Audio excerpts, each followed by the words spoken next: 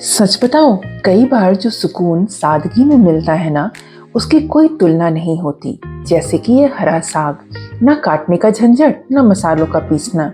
बस साफ करो, धो लो और छौंक दो। थोड़ा सा पंच फोरन हिंग का तड़का नमक डालकर पका लो और हो गया।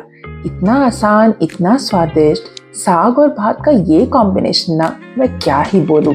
एक बार खुद ट्राई करके देखो और कमेंट करके बताना कि आपके घर में ये साग कैसे बनाते हैं। क्या आप लोग इसे काट के बनाते हो या सीधा ऐसे ही? और हाँ, रेसिपी अच्छी लगे तो लाइक, कमेंट, सेव, शेयर और सब्सक्राइब करना ना भूलना।